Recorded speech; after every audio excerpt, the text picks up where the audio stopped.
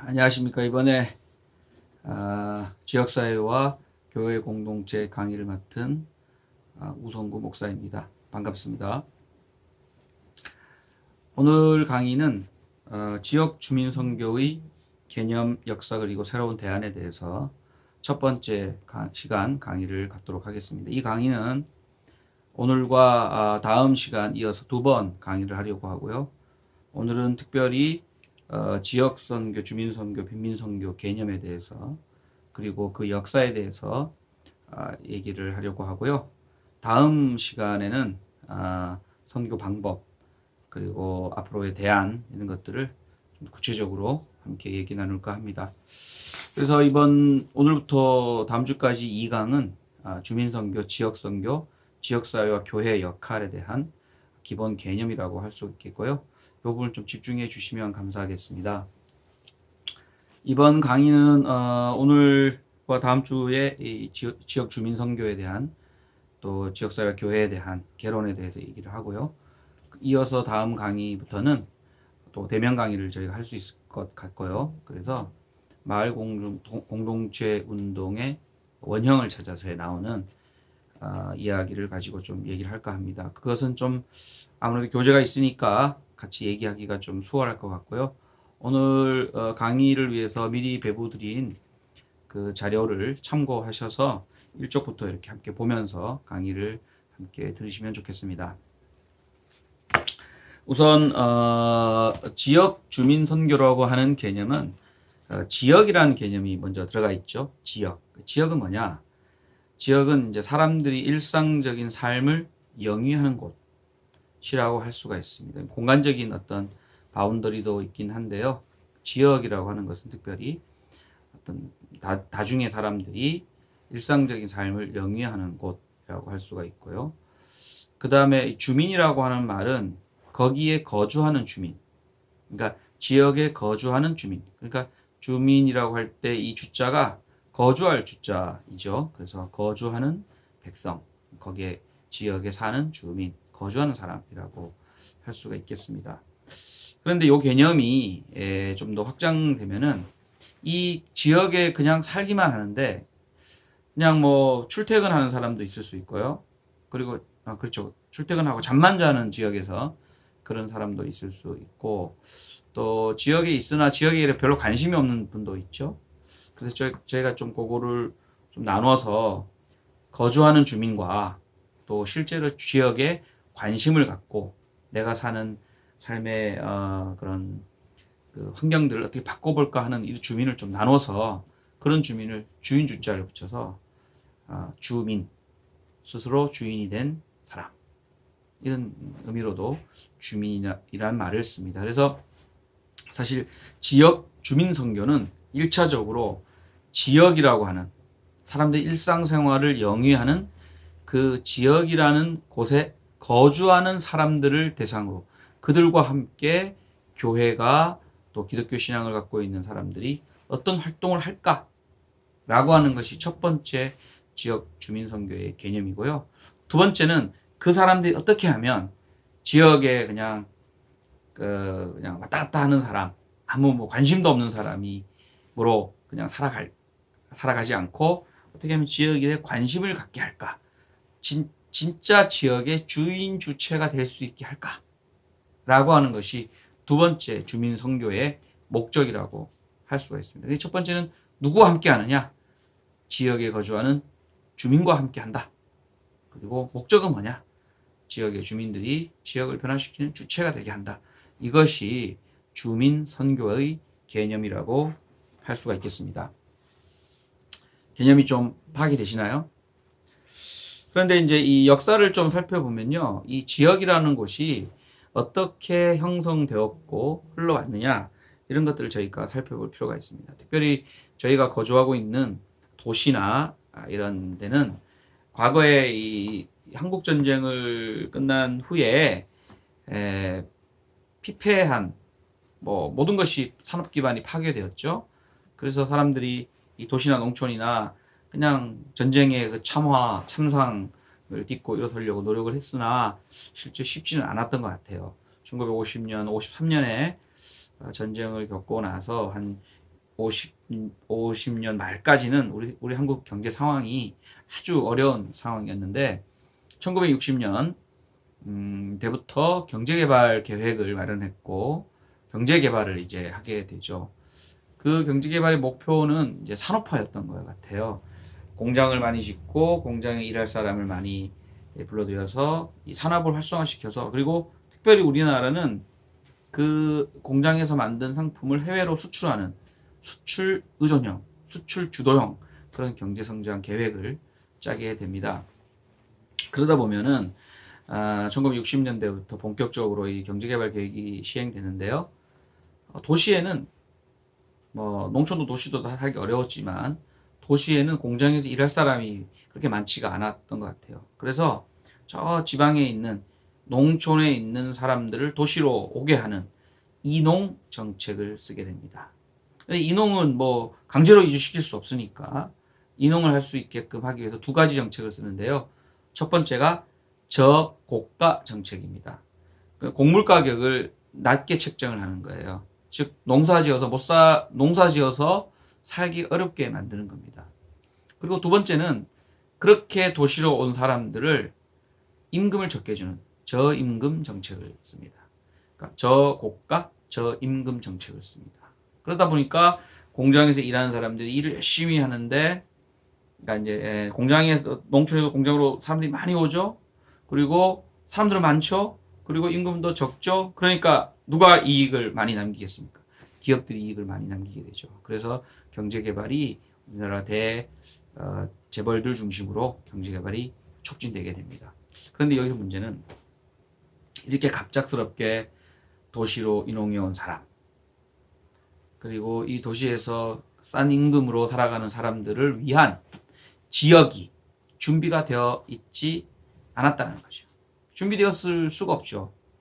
당시에 농촌에서 올라오는데 보따리 하나 싸들고 왔는데 뭐 살 수 있는 데가 없습니다. 그래서 사람들이 어디에 사냐면 한강 주변에 모여 살고 근데 한강도 비가 많이 오면 홍수가 나잖아요. 그러니까 한강 지류들 이렇게 청계천 그다음에 중랑천 막 이런 데 중심으로 양재천 이런 데 중심으로 사람들이 살게 됩니다. 그래서 거기 사는 사람들을 이렇게 빈민이라고 우리가 말하는데 왜냐하면 가진 게 없으니까 이제 옷막 같은 거 환자집으로 짓고 살아가고 물이 있으니까 뭐 씻을 수 있지만 밥도 해 먹고 그렇게 할 수 있지만 제대로 된 집이 변변한 집이 없이 살아갑니다. 그것이 사실 주민 선교를 처음에 시작했던 사람들이 직면한 현실이었고 눈으로 직접 본 현실이었습니다.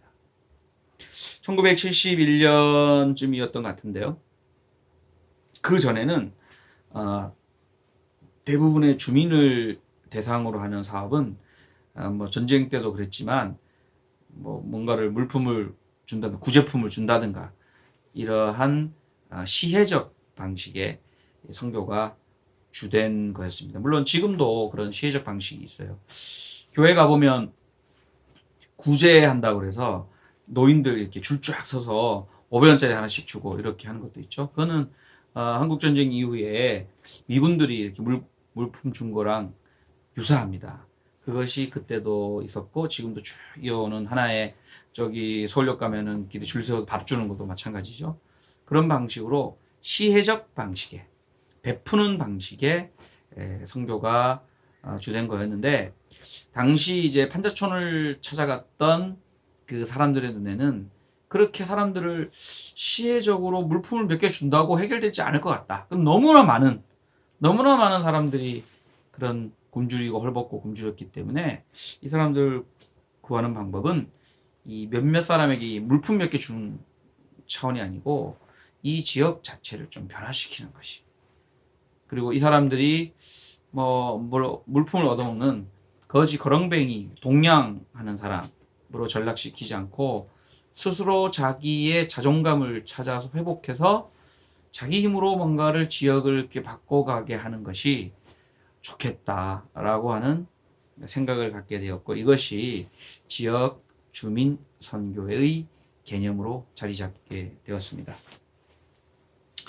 우리 사회에는 1968년, 69년 이때 도시연구소라고 하는 연세대학교에서 도시연구소라고 하는 곳에서 도시의 가난 문제를 해결하기 위해서 노력해 왔었는데요.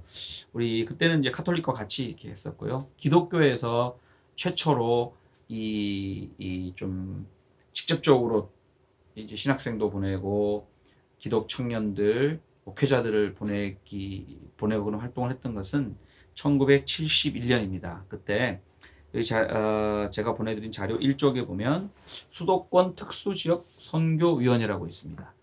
이때 이 위원장은 박형규 목사라는 분인데요. 이분이 현장으로, 가난한 사람이 있는 현장으로 사람들을 보냅니다.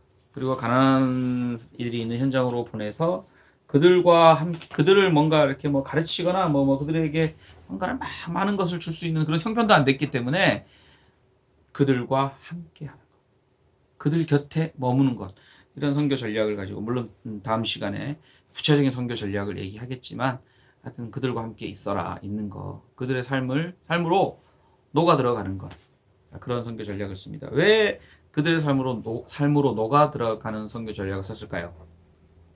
그것은 예수님께서 이 땅에 와서 우리를 구원하실 때 하늘에서 이 땅으로, 그리고 가장 가난한 사람들의 자리에, 마을 구육간에, 그리고 갈릴리에 오신 그 예수님의 행동, 예수님의 이 방법을 우리도 한번 해보자, 이런 생각을 가지셨다고 해요. 그래서 가난한 사람들 속으로 간다.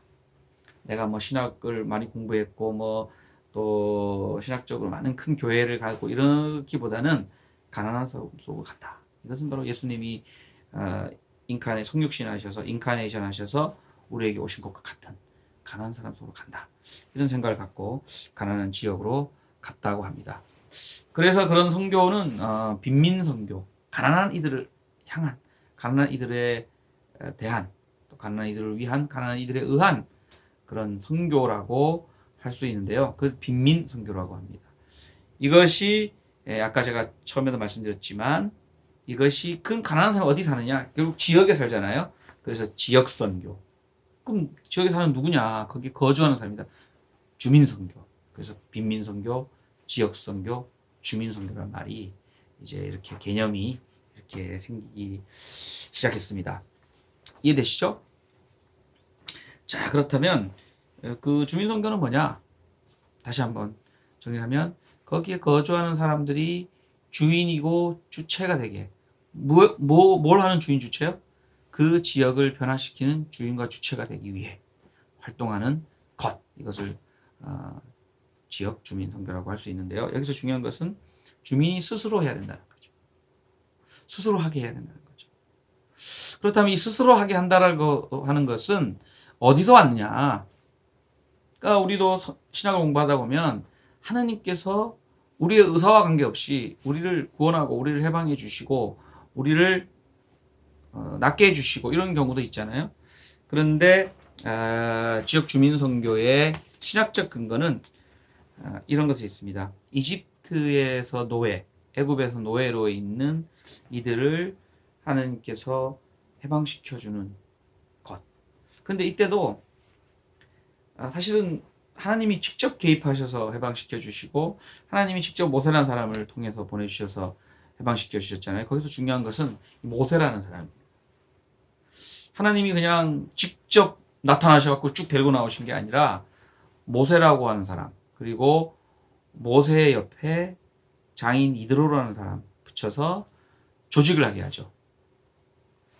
이 진을 짜게 합니다. 그래서 사람들과 함께 힘을 협력하게 합니다. 힘을 모아 협력하게 합니다. 첫 번째는 하나님의 절대적인 구원에 대한 개입 행동이 있었지만, 그것을 가능케 했던 것은 모세라는 지도자, 이런 지도자를 통해서 같이 이렇게 나오게 되는 거죠.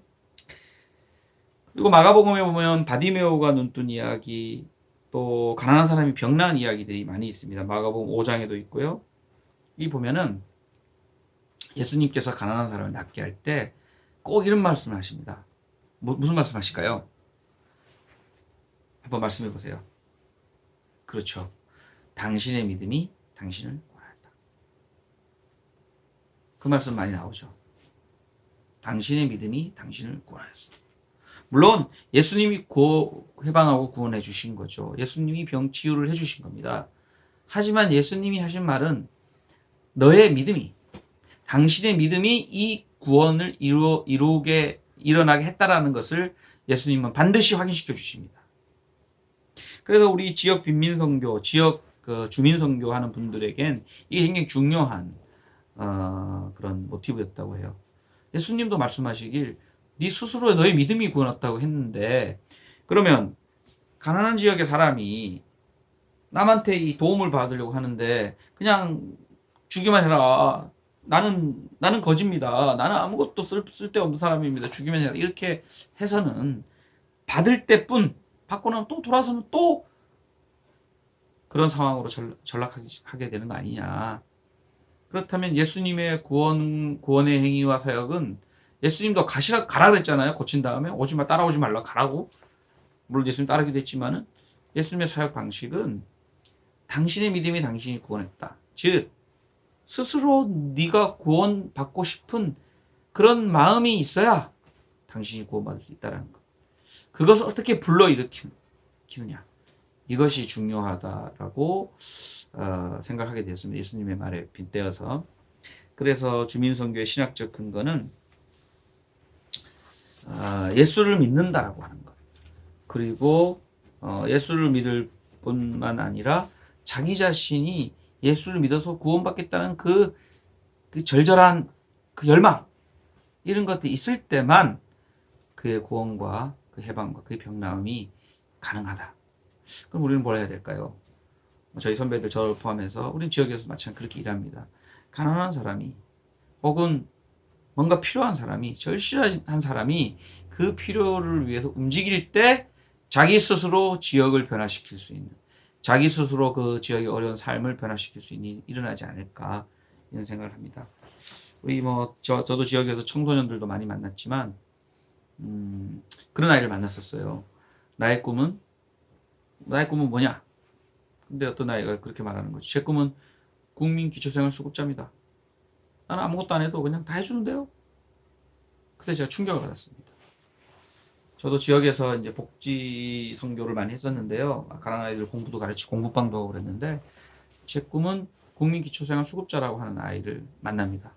아니, 어떻게 꿈이 국민 기초생활 수급자일 수 있습니까? 자기는 아무것도 하고 싶지 않은 거예요. 다른 사람이 다 해주면 좋겠다는 거예요. 그 사람의 자존감은 어떨까요? 바닥입니다.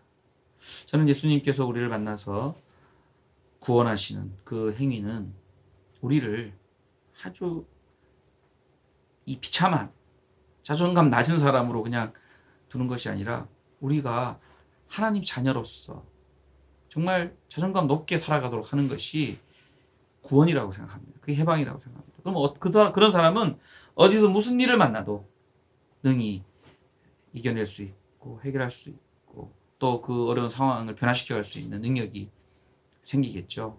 물론 하느님과 함께 말입니다. 우리 선교라고 하니까.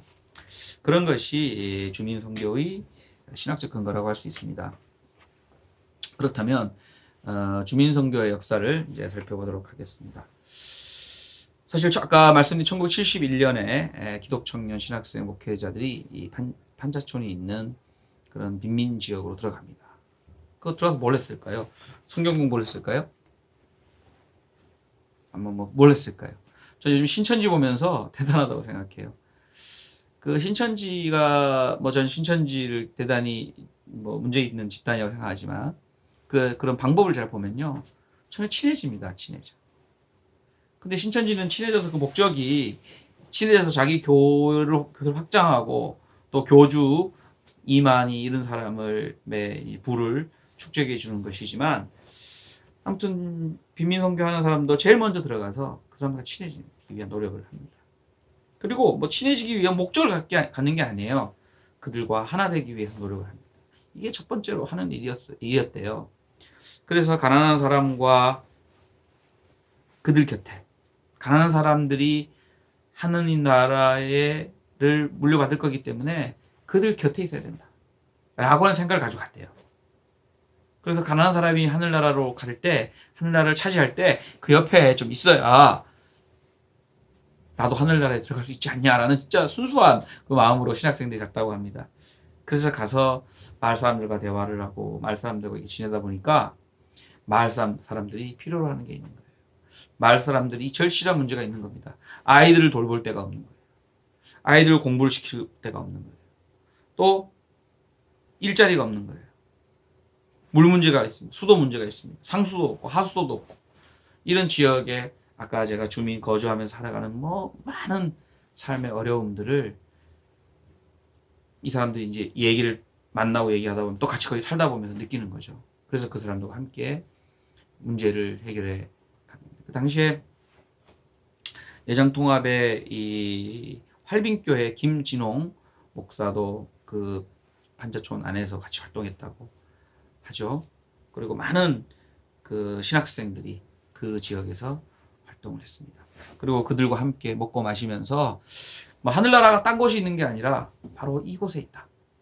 가난한 사람과 먹고 마시는 이 속에 있다라는 예수님의 그런 사역들을 지역에서 잘 함께 하고 노력했습니다. 그래서 실제로 많은 그런 그 사람들이 당신도 누구냐 그랬더니 이제 나중에 알게 되는 거죠. 그 기독교 신앙인인 걸 알게 되고, 야, 하느님이 정말 계시구나. 이렇게 당신 같은 사람을 보내서 우리를 이렇게 살게 하니 참 좋구나라는 얘기도 했다고 하고, 교회 역할들이 상당히 컸다고 합니다.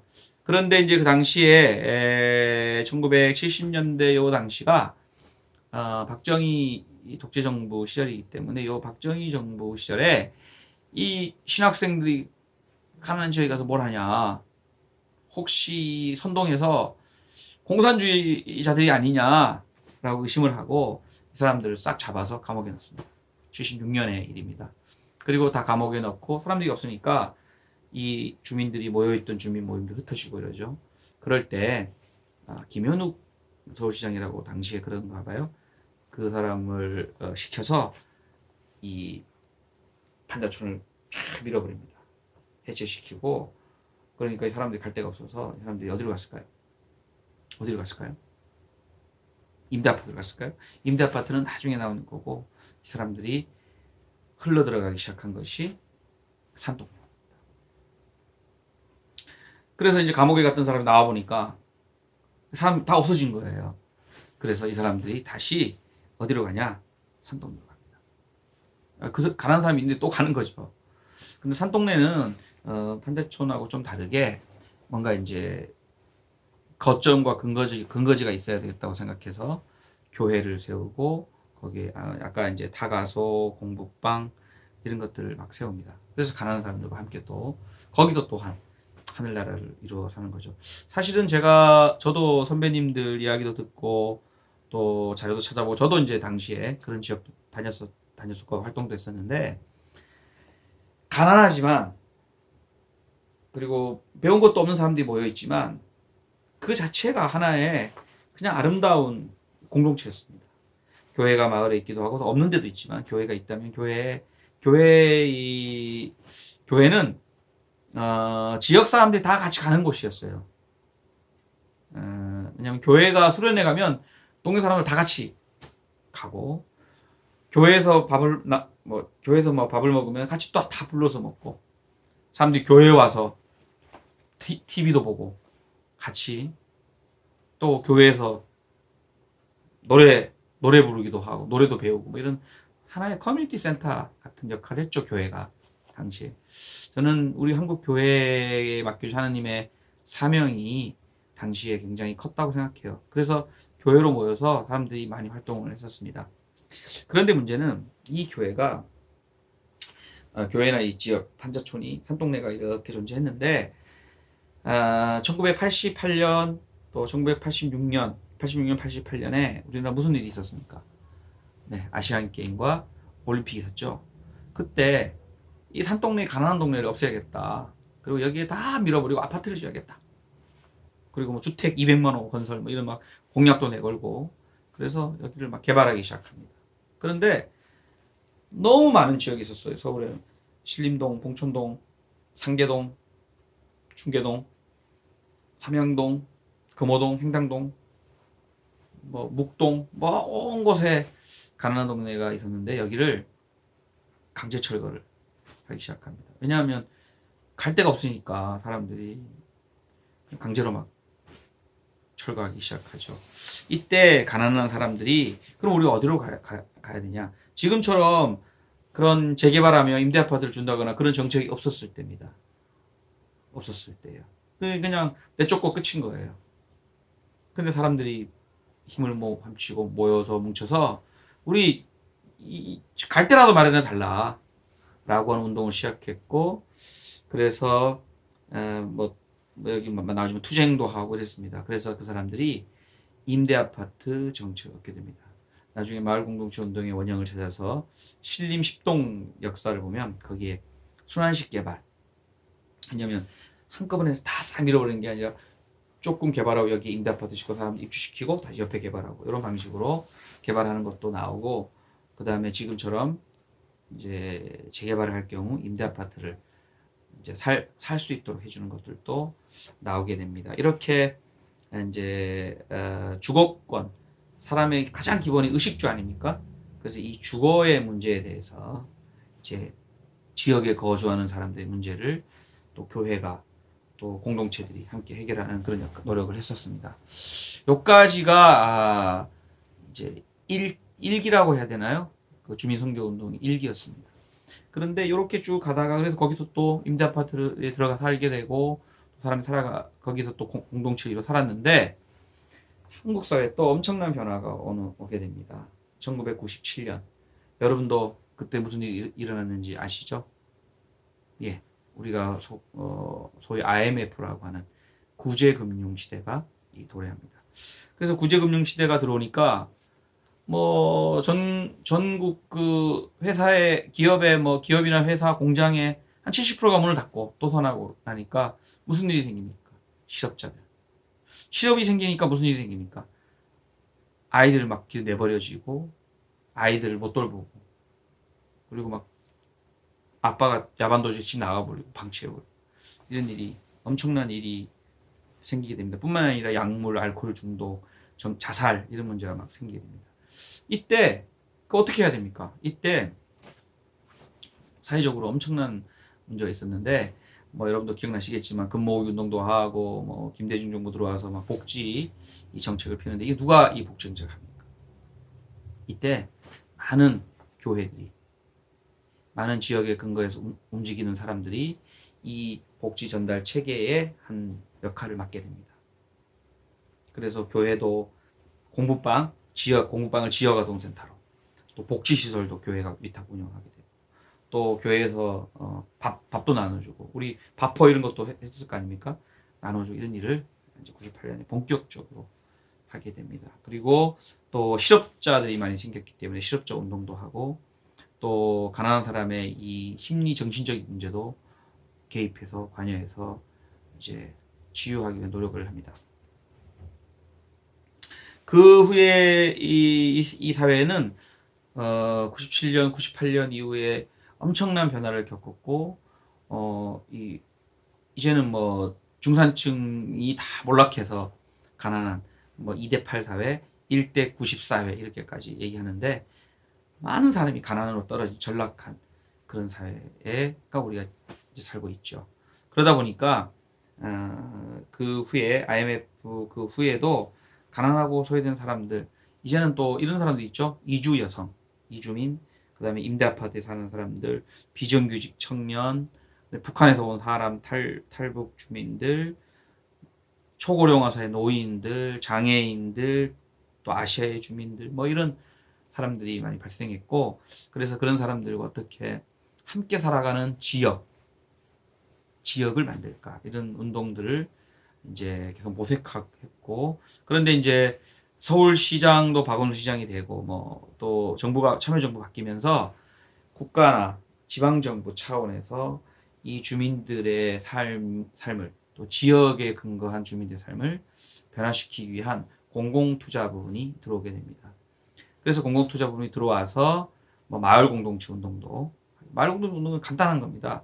과거에 그 농촌에 살던 그 마을, 또 이렇게 모여 살면서 동네, 두레, 이런 것들 어떻게 도시 안에서 해체되고 파괴된 이 도시 안에서 그거를 회복할 수 있을까라는 것들을 이제 그렇게 회복하려고 하는 활동하는 운동이고요.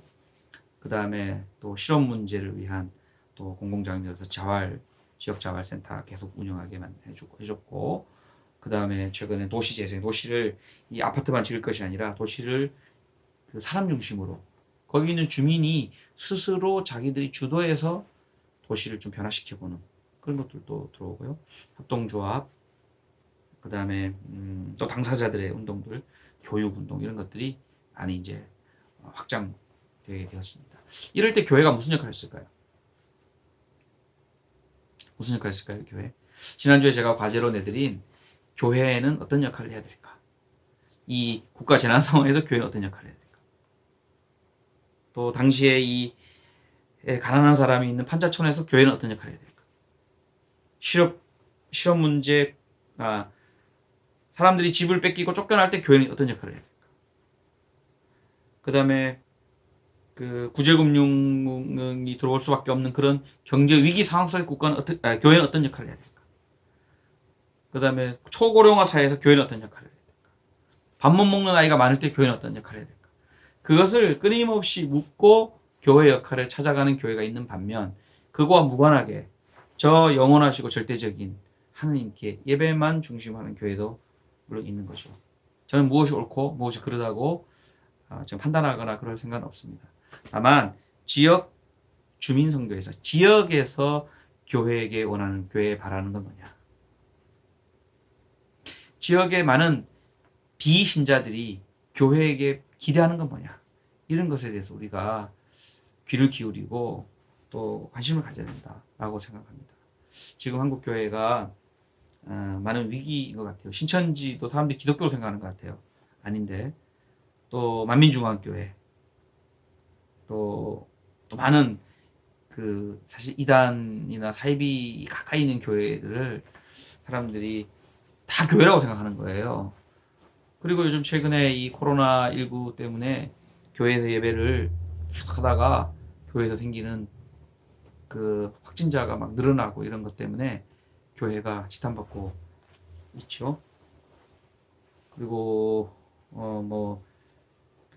막 대규모 집회를 막 한다든가 이런 것들 때문에 교회가 지탄받고 있습니다. 그래서 교회는 앞으로 저는 좀 걱정이 돼요.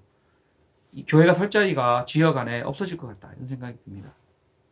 하지만 저는 이제 이 지금 대안 같은 건데요. 이 지역 주민들과 함께하는 교회는 교회를 주민들이 보호해주고 지켜주고 또 교회를 되게 옹호해줍니다.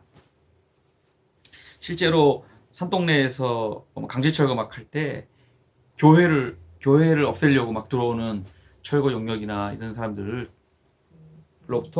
주민들이 교회를 지켜주기도 했었습니다.